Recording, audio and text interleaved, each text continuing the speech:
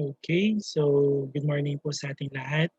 Para po sa discussion po natin today, it's about fire hazard. So this week po, ang ating pong tatalakayin po ay about fire hazard. So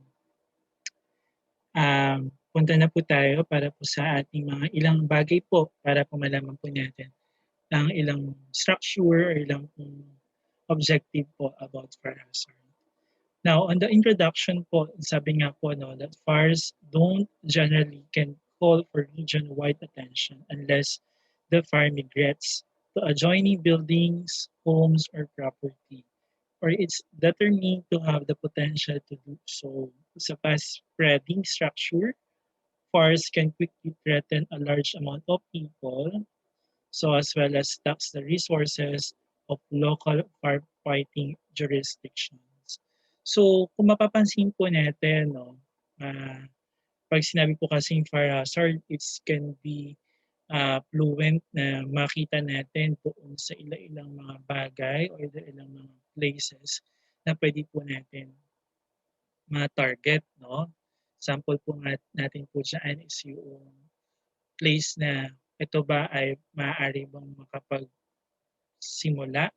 ng isang tragedy or isang sakuna na kung saan yung bagay na mapapansin po natin na lahat ba ng places ay pwede o prone sila sa isang trahedya na tatawagin na fire o sunog, no? Na pwedeng masapansin natin on the fire triangle, no? Nakadepende pa rin po doon sa ilang bagay po na pwede po natin na ma-create o ma-identify o magkaroon ng isang prone area o prone siya sa tinatawag nating fire hazard. Meron tayong tinatawag pong fuel and ignition. Yung dalawa pong word na to ay masabi po natin magkaiba. Fuel and ignition. When we talk about fuel, is a material such as coal, oil, or even gas that is burned to produce heat or power. No, yun po yung sabi po sa fuel. Pero ang pagsabi naman po ng tinatawag po nating ignition is the electrical system in an engine that causes the fuel to burn so that the engine begins working. Pag sinabi po kasi nating um, ignition is something to set something or fire to cause something to burn. No? So, mapapansin po natin na, okay, nakadepende pa rin pala doon sa tinatawag nating places ang pagmumulan nila o pagmulan ng tinatawag nating fire o sunog o tinatawag po nating fire triangle. Sa fire triangle po kasi may tinatawag po tayong heat, oxygen, and fuel. So yung pong tatlo po na yun, yung fire triangle na tinatawag po natin, heat, oxygen, saka po yung fuel. Na mapapansin po natin na without the oxygen, hindi makakapag-create ng fire. Without fuel, hindi makakapag-create ng fire. Kung si oxygen lang sa si heat. So dapat po, yung tatlo po na yon, no, na tinatawag nating fire triangle, yung heat, fuel, and then oxygen, they can create a fire. Okay po? So when we talk about, this is the kind of basic principle of fires. Ito po kasi nasa presentation po natin ay introduction lang po about the fire into or in terms to the probability of different places na makikita po natin. Okay po? So mapapansin po natin on the next slide po, di ba? Ang sabi po dito sa hazard identification, a fire needs three elements in the right combination to ignite and grow. So sinasabi nga po doon is a heat source, a fuel, and oxygen. How a fires behave primarily depends on the characteristics to or available fuel, weather conditions, and terrain. Fuels can include ignition sources like poor wiring or unattended candles. Lighter fuels like grasses and leaves, heavier fuels like tree branches and logs, and hazardous trees that may be diseased or dying. So bagay po na pwede pong mapagkuhanan po yung tatlong yung fire triangle po natin na fuel, oxygen, and heat, meron din po silang katangian o pwedeng panggalingan po na tinatawag po natin. Okay? So mapapansin po natin, no, sa hazard impacts, no, mostly wildlands fires are usually extinguished in their initial stages, being less than one area.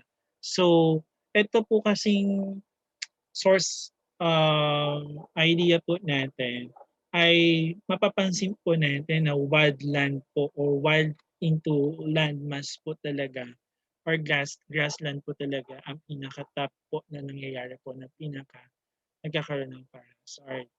But unless makita po natin dito sa next slide po natin ay yung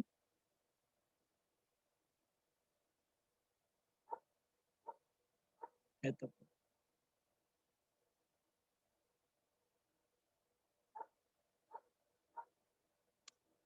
Ito. Ayan. On the basic fire principles, hazard and risk in the workplace. Ito nga po yung tinatawag ko nga pong fire triangle, no? Yung heat, oxygen, saka po yung fuel.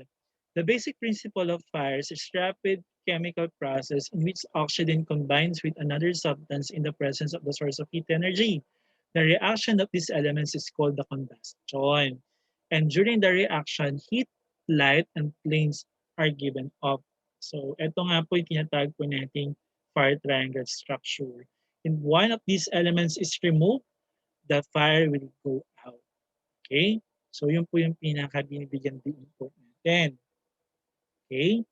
So, when we talk about heat, and sabi po dito sa illustration, heat acts as the source of ignition and anything that gives off heat can start a fire.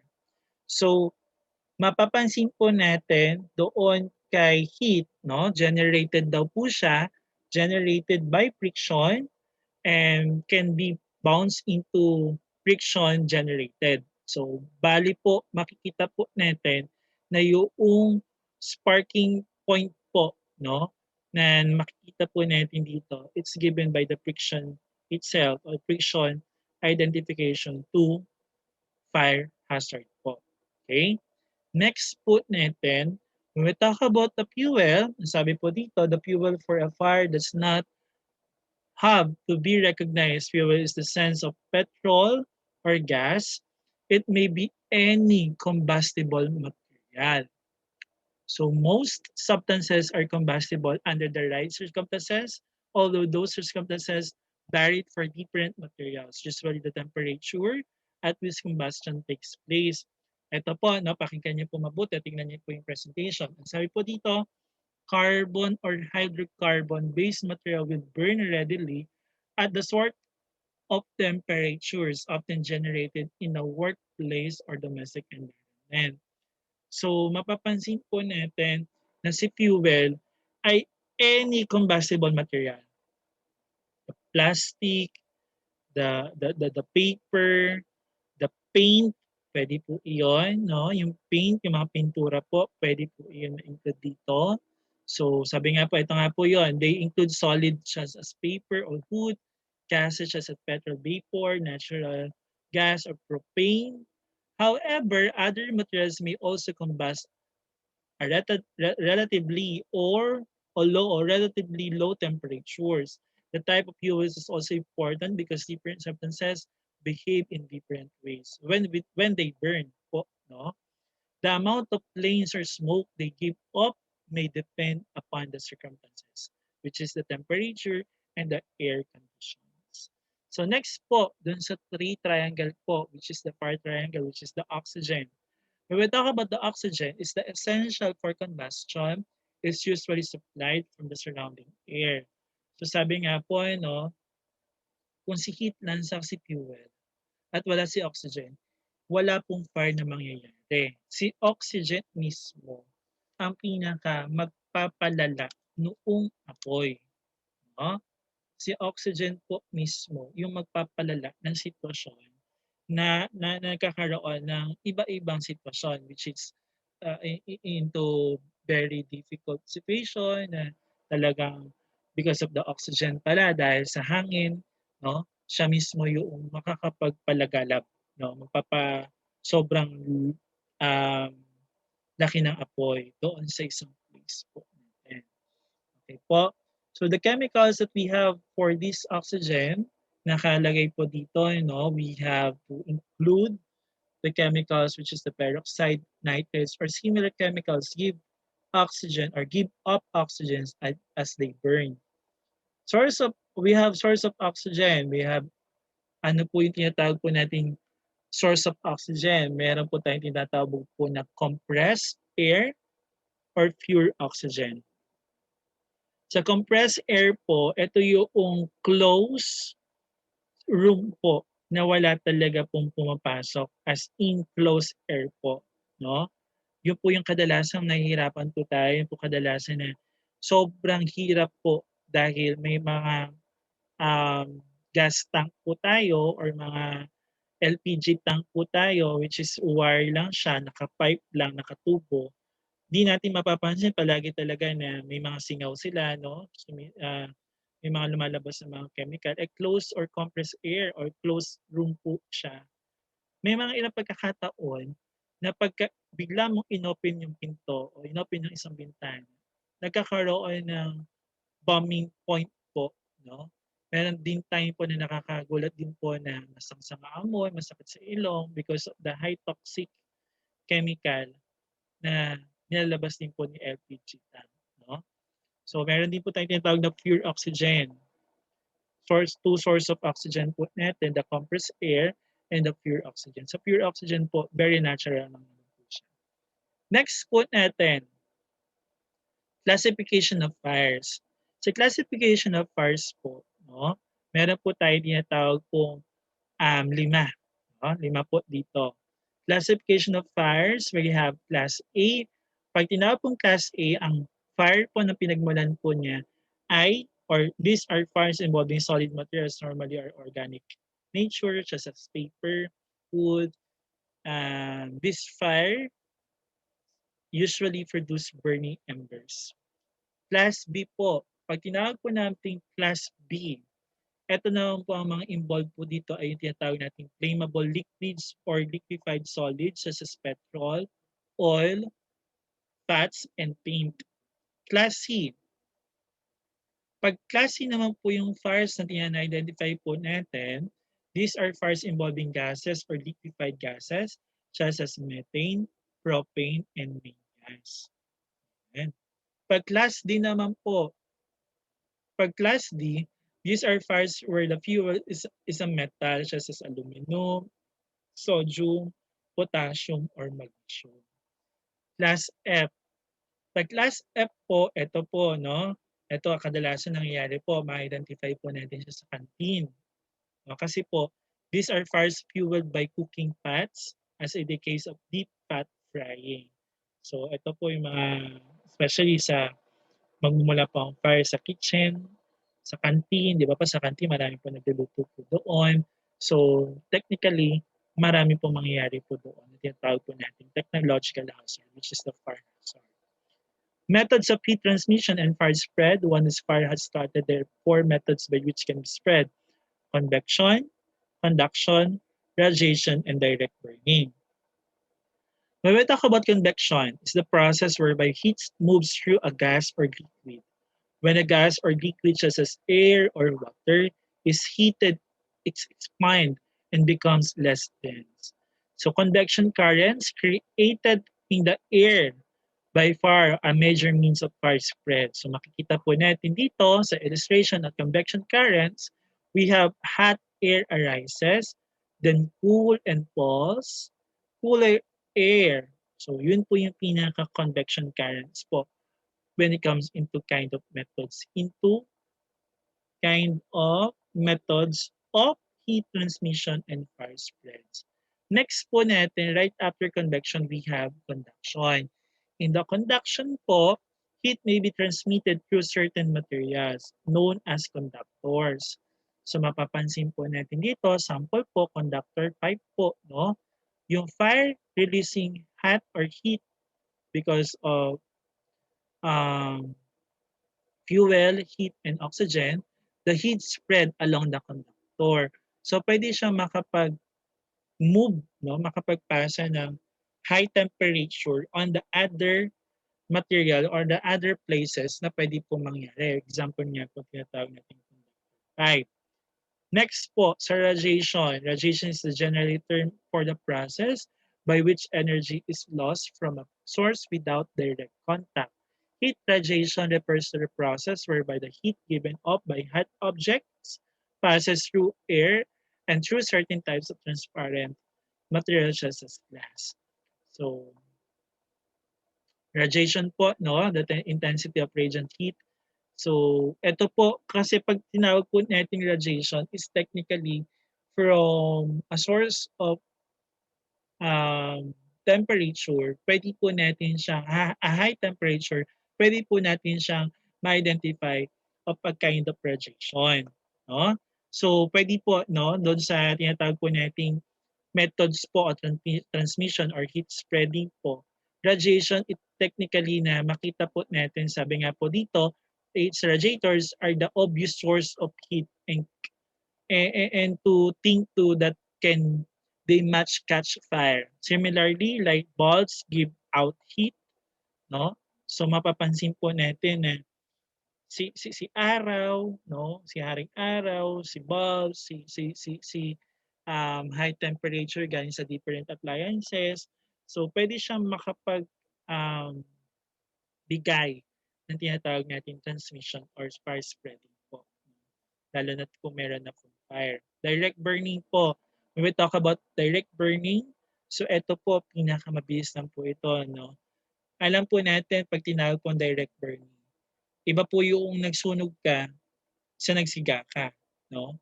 Pag kasi nagsiga ka, yun lang yung surround area lang, yung target mong magsiga ka. No? Hindi mo naman direct burning na mag create ng fire doon sa location o nangyari, nagkaroon ng malaking sunog sa bukirin. No? So makikita po natin na hindi tayo direct burning doon. Kasi ang direct burning mo lang is to wash out or to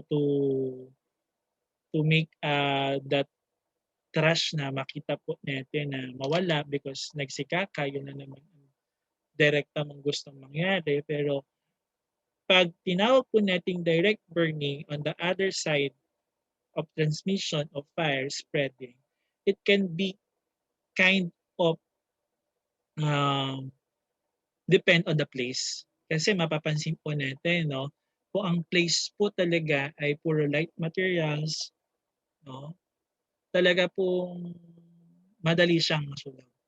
Madali siyang mawala. No? Pero kung ito po ay mabilis o kung ito po ay maganda at mabilis po ang paglaganap ng apoy, talaga po mahihirapan po tayo. Kung maganda po ang pagkakagawa at matibay ang pagkakagawa at tayo po ay alisto at alerto sa ilang bagay po pagdating po sa fire preparedness plan, no? So tayo po ay ligtas. Kasi po alam po natin when we hear a fire hazard, madali lang po, no? Madali lang 'tong unawain, madali lang 'tong intindihin. Pero 'pag nandiyan na ang apoy, 'pag nandiyan na ang sunog, hindi po natin wala tayong sapat na alam. Kaya po nandito po yung disaster readiness and risk reduction subject to learn more about on the specific topic in a deeper types of hazard. So, mula po tayo from the geologic hazard, the hydrometeorological hazard, no? Tapos po, nandito po tayo ngayon sa technological hazard, which is the fire hazard. We'll know na pwede po palang environment din po pala ang pwedeng magmula ng apoy, no? Apoy, pwede po pala ang sa tao din po pala magmula ang apoy. So, nasa sapat na edukasyon, sapat na alam din po natin, dapat tayo po ay mas marunong pagdating po pag nandiyan na po ang sunog. Okay po.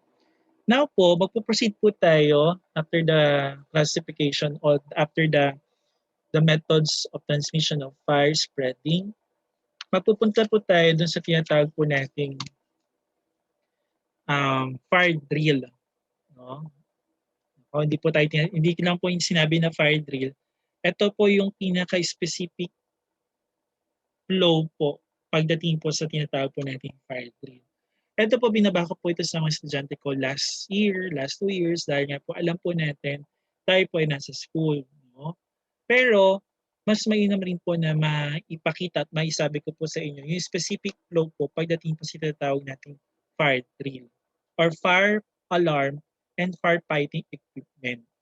Ito po, paki-take down notes niyo po ito ano, para po meron po tayong alam pagdating po sa fire alarm and firefighting equipment.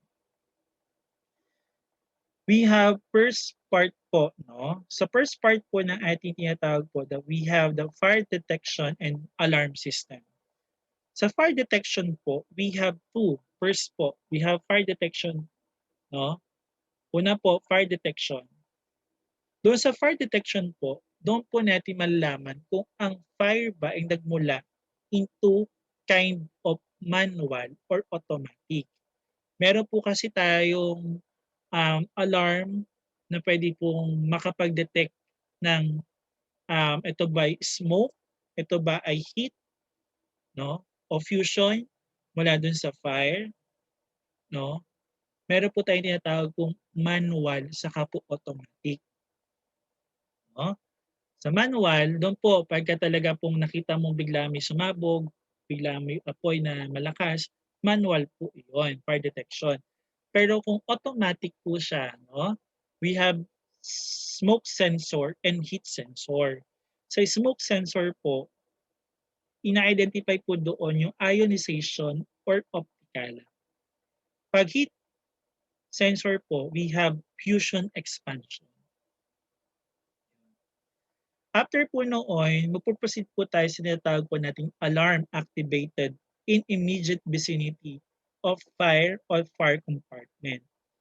Dito na po mag-run si lights, si bell, public address. Ano po yung light? Emergency bell, emergency public address, para po ma-identify kagad kung saang location siya, yung public address, para ma-identify kung what location nandoon yung sunog. Okay? After po noon, alarm activated in other areas. Yun nga po, emergency lights, emergency bell, emergency phone. No?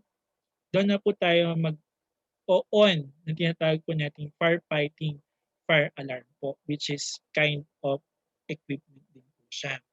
After po noon, we have fire brigades notified. Lahat po ay makakaalam, notify na meron pong sunog doon sa location po na iyon. Na ito ba'y sa mga tao ba'y ligtas, notify ang buong related people doon sa place na yun. Kung talaga pong meron po tayong contact po na marireceive pagdating po sa tawag po natin fire alarm and firefighting. Okay po? Okay po tayo doon mga anak. So yun po yung discussion po natin about this topic po. Okay? Okay po. So kung may mga ilang tanong po tayo, pwede po tayong mag-message po, no, right after this record po na video about fire hazard. Okay? So mapapansin lang po natin dun sa ilang slide po na pinapakita ko ay yung ilang mga movement part lang po natin. Okay? So meron pa po ako ipapakita po sa inyo, which is yung paggamit po noong fire extinguisher. Maganda po malaman po natin kung paano po tayo gumamit po ng fire extinguisher. Hanapin lang po natin, baka po nasa baba lang po siya. Hintayin lang po natin lumabas sa screen. Okay.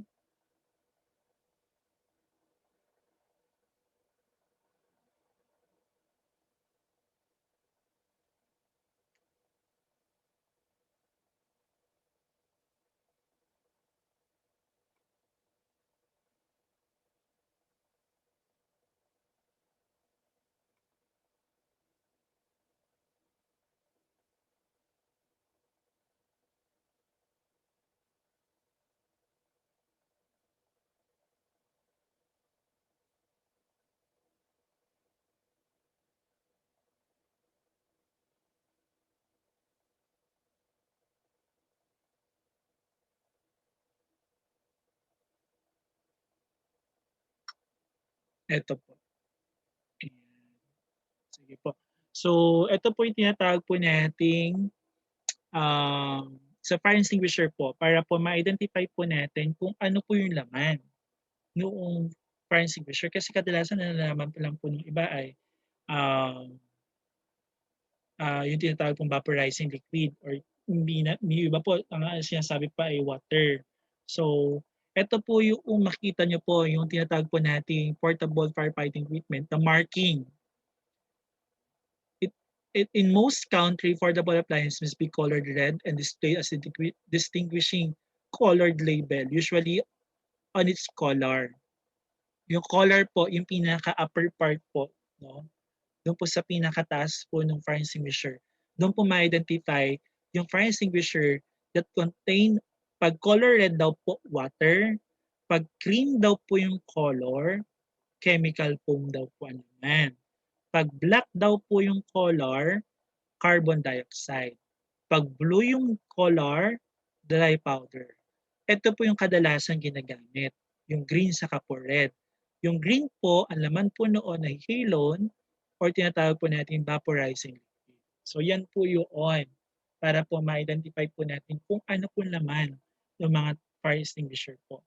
Pagdating po doon sa tinatawag po natin collar. Sir, paano po kung ang fire extinguisher po ay refillable? Pwede po yun na yung red po, yung water ang laman niya, i-refillan siya ng other chemical inside the fire extinguisher. Papalitan lang yung color, pero yung pinakalalagyan niya, same pa rin po. Okay? May tanong po tayo. So kung may tanong po kayo about our topic for the fire hazard, pwede niyo po akong message. This week po, no, alam po nating Holy Week, alam po nating medyo kailangan po nating mag-ayuno, kailangan po nating mag-meditate po sa week po na to para po sa Holy Week po, no. Bagamat na tayo po ay may 2 araw pong meeting, ni-record ko na lang po yung video at least para po makapag-ready rin po tayo sa darating. So next week po, no, we have our recitation. On the recitation po, don't forget po na tayo po ay makapakinig sa mga video po na pinalabas ko po noon. Plus doon po sa mga ginawa po natin o ginawa niyo pong video about the dilemma selective empathy. So maraming salamat po STEM people sa pakikinig po. Nawa po marami po kayo natutunan po about the fire hazard and the technological hazard or man-made hazard. Thank you very much po. God bless you all.